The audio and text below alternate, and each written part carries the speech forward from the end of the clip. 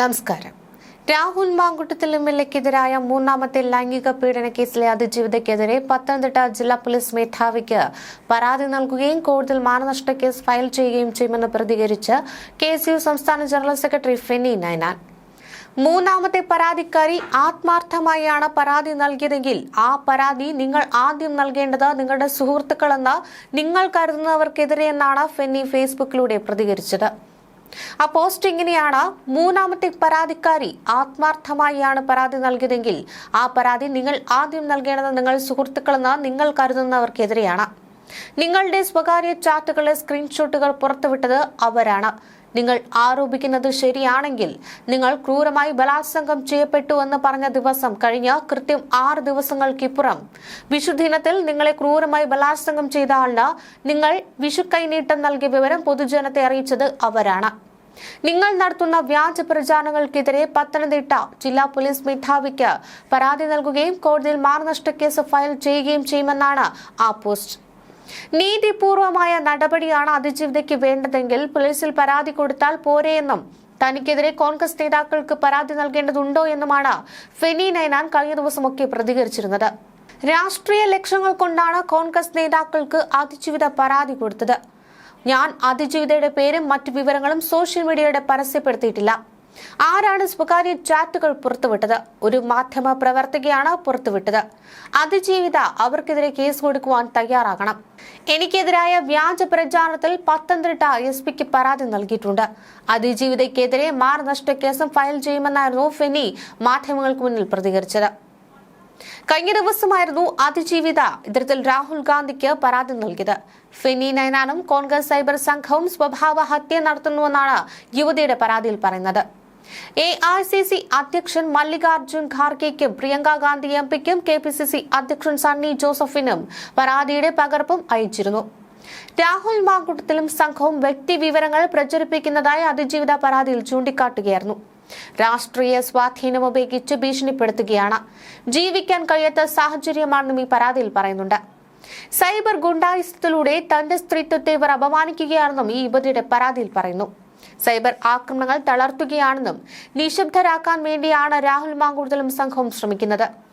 ഈ സാഹചര്യത്തിൽ സൈബർ ആക്രമണം തടയാൻ രാഹുൽ ഗാന്ധി ഇടപെടണമെന്നാണ് അതിജീവിതയുടെ അഭ്യർത്ഥന. ഇതിനിടെ ചാനൽ അവതാരിക ലക്ഷ്മി പത്മയ്ക്ക് നന്ദി അർപ്പിക്കുകയാണ് സൈബറിടത്തെ രാഹുൽ മാങ്കുട്ടത്തിൽ ബ്രിഗേഡ്. മൂന്നാം അതിജീവിത സാമ്പത്തിക സഹായമൊന്നും നൽകിയിട്ടില്ല എന്ന മാങ്കുട്ടത്തിലെ അവകാശവാദം പൊളിക്കുവാനെന്ന പേരിൽ ചില വാട്സ്ആപ്പ് ചാറ്റുകൾ പുറത്തുവിട്ടതിനാണ് രാഹുലിന്റെ ആരാധകർ ലക്ഷ്മി പത്മയ്ക്ക് നന്ദി പറയുന്നത്. രാഹുലിന് പലതവണ പണം അയച്ചതിന്റെയും സൺസ്ക്രീൻ അടക്കം അയച്ചു നൽകിയതിന്റെയും രേഖകൾ എന്ന പേരിൽ ചില ചാറ്റുകളൊക്കെയായിരുന്നു ലക്ഷ്മി പത്മ പുറത്തുവിട്ടത്. എന്നാൽ ഇതിൽ ചാറ്റുകൾ തീയതി മറച്ചിരുന്നു. ഇതാണ് രാഹുലിന്റെ പിന്തുണയ്ക്കുന്നവർക്ക് പിടിവലിയായതും. പീഡനം നടന്നുവെന്ന് പറയുന്ന തീയതിക്ക് ശേഷമാണ് സൺസ്ക്രീനും ഷാംപൂവും അടക്കം അതിജീവിത രാഹുലിന് അയച്ചു നൽകിയതെന്നാണ് ഇവർ ചൂണ്ടിക്കാട്ടുന്നത്. ബലാത്സംഗം ചെയ്തയാൾക്ക് പാരിതോഷികം നൽകിയെന്ന തരത്തിലാണ് രാഹുൽ ആരാധകർ ഇതിനെ വിലയിരുത്തുന്നത്. അതിജീവിതയെ പിന്തുണയ്ക്കുന്നു എന്ന വ്യാജനെ ലക്ഷ്മി പത്മ പുറത്തുവിട്ട ചാറ്റുകൾ ബലാത്സംഗ ആരോപണത്തെ ദുർബലപ്പെടുത്തുകയാണെന്നാണ് ഇവർ ചൂണ്ടിക്കാട്ടുന്നത്. ഇവർ പറയുന്നത് ശരിയാണെങ്കിൽ അതിജീവിതയെ രക്ഷിക്കാൻ രംഗത്തിറങ്ങിയ ലക്ഷ്മി പത്മ ഫലത്തിൽ രാഹുലിന്റെ രക്ഷകയുടെ റോളിലേക്കാണ് മാറിയത്. ചാനൽ അഭിമുഖങ്ങളിൽ രാഹുൽ നിഷേധിച്ച പല വസ്തുതകളുടെയും തെളിവുകൾ പുറത്തുവിട്ടുകൊണ്ടാണ് ലക്ഷ്മി പത്മ പോസ്റ്റ് ഇട്ടിരുന്നത്.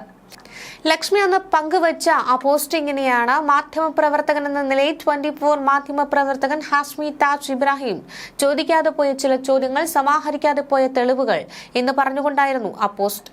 ഒന്ന്, മൂന്നാമത്തെ പരാതിക്കാരിൽ നിന്നും സാമ്പത്തികവും സമ്മാനങ്ങളും സ്വീകരിച്ചില്ല എങ്കിൽ അവർ നടത്തിയിരുന്ന ബാങ്ക് ട്രാൻസ്ഫറുകളും ഓൺലൈൻ പർച്ചേസുകളും കൊറിയർ ഡീറ്റെയിലുകളും എങ്ങനെയാണ് രാഹുൽ മാങ്കുട്ടത്തിന്റെ പേരിലേക്കാകുന്നത്? കോടതി സമക്ഷമുള്ള തെളിവുകളാണ് ഞാനിവിടെ പോസ്റ്റ് ചെയ്യുന്നത്. 2, അതിജീവിതകൾക്കെതിരെ ദുർബല വാദമുഖങ്ങൾ ഉയർത്തുവാൻ ഒരു മടിയും കാണിക്കാത്ത രാഹുൽ എന്തുകൊണ്ടാണ് ഗർഭചിത്രമടക്കമുള്ള ഗുരുതര പരാതികളെ കുറിച്ച് മിണ്ടാത്തത്? 3, തനിക്ക് ഉത്തരമില്ലാത്ത കാര്യങ്ങൾ വരുമ്പോൾ അവയെല്ലാം കോടതിയുടെ പരിഗണനയിലല്ലേ എന്ന് ഉരുളുന്ന രാഹുൽ കോടതിയുടെ പരിഗണനയിൽ തെളിവുകൾ ആയിരിക്കുന്ന ചാറ്റുകളെ പറ്റി തെറ്റിദ്ധാരണാജനകമായ കാര്യങ്ങൾ പറയുന്നത് എങ്ങനെയാണ്? 4 പാലക്കാട്ടുകാരിയല്ലാത്ത മൂന്നാം പരാതിക്കാരിയെ എന്തിന് രാഹുൽ ഫ്ളാറ്റ് വാങ്ങുന്നതുമായി ബന്ധപ്പെട്ട കാര്യങ്ങൾ ബിൽടെക് ഗ്രൂപ്പുമായി സംസാരിക്കാൻ ചുമതലപ്പെടുത്തണം. അഞ്ജു തന്റെ ഫ്ളാറ്റിലേക്ക് വരുന്നത് സേഫ് ആണെന്ന് കരുതിയാണ് മൂന്നാം പരാതിക്കാരി അവിടേക്ക് വരാമെന്ന് ഏറ്റതെങ്കിൽ എന്തിനാണ് അവർ അവരുടെ സുഹൃത്തിനെയും രാഹുലിന്റെ സുഹൃത്തായ ഫെനെയും ഒപ്പം കൂട്ടണമെന്നാണ് ഈ ചാറ്റുകളിൽ പറയുന്നത്.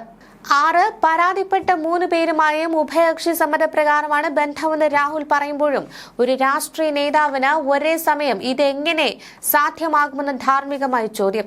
ഈ കേസുകൾ നേരാവണ്ണം പഠിച്ചെങ്കിൽ ഹാഷ്മിക്ക് അതിന് ആകുമായിരുന്നു.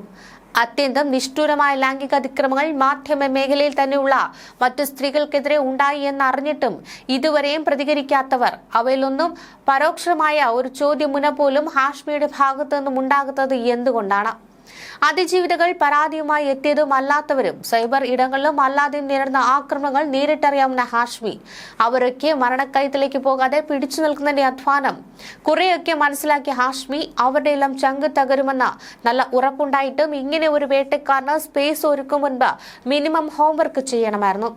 ശ്വാസമെടുക്കാതെ നിങ്ങൾ നടത്തുന്ന ധാർമ്മിക പ്രസംഗങ്ങളിൽ കുറച്ചെങ്കിലും ആത്മാർത്ഥതയുണ്ടെങ്കിൽ മുറിവേറ്റ ഈ മനുഷ്യരെ കൂടി ഒന്ന് കേൾക്കണമെന്നായിരുന്നു ആ പോസ്റ്റ്. അതേസമയം രാഹുൽ മാങ്കൂട്ടത്തിനെതിരെ വീണ്ടും പരാതിയുമായി ആദ്യ പരാതിക്കാരുടെ ഭർത്താവ് രംഗത്ത് വന്നിട്ടുണ്ട്. രാഹുൽ തന്റെ കുടുംബ ജീവിതം തകർത്തുവെന്ന് കാട്ടി നാട്ടുകൽ പോലീസിലാണ് ഇത്തരത്തിൽ പരാതി നൽകിയിരിക്കുന്നത്.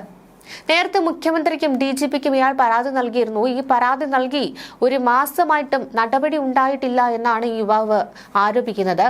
രാഹുൽ മാങ്കൂട്ടത്തിനെതിരെ BNS 84 പ്രകാരം കേസ് എടുക്കണമെന്നാണ് ആവശ്യപ്പെട്ടിരിക്കുന്നത്. 3ാം ബലാത്സംഗ കേസിൽ രാഹുൽ ഒരാഴ്ച മുൻപ് ജാമ്യം ലഭിക്കുകയായിരുന്നു. അറസ്റ്റിലായി 18ാം ദിവസമാണ് പത്തനംതിട്ട സെഷൻസ് കോടതി ജാമ്യം അനുവദിച്ചത്.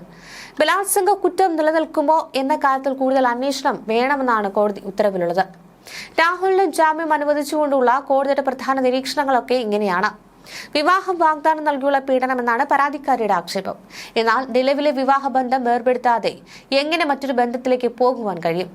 പരാതിക്കാരിയോ അവരുടെ ഭർത്താവോ വിവാഹബന്ധം വേർപെടുത്തുവാൻ നടപടികൾ സ്വീകരിച്ചിരുന്നില്ല. പീഡനം നടന്നതായി പറയപ്പെടുന്നതിന് ശേഷവും MLAയുമായി സൗഹൃദ സംഭാഷണം ഉണ്ടായിട്ടുണ്ട്. വാട്സാപ്പ് ചാറ്റുകളടക്കം തെളിവായി പ്രതിഭാഗം സമർപ്പിച്ചത്. കേസിൽ ബലാത്സംഗ കുറ്റം നിലനിൽക്കുന്നത് സംബന്ധിച്ച് കൂടുതൽ അന്വേഷണം വേണമെന്ന നിഗമനത്തിലേക്കും കോടതി എത്തിയിട്ടുണ്ട്. കുറ്റകൃത്യം നടന്ന ശേഷം പരാതി നൽകാനുണ്ടായ കാലതാമസവും കോടതി ഗൗരവതരമായി തന്നെ പരിഗണിച്ചു. അറസ്റ്റിൽ നടപടിക്രമങ്ങൾ പാലിച്ചില്ലെന്ന് കണ്ടെത്തിയ കോടതി SITക്ക് ഇനി പ്രതിയെ കസ്റ്റഡിയിൽ ആവശ്യമില്ലെന്ന നിഗമനത്തിലേക്ക് എത്തുകയായിരുന്നു.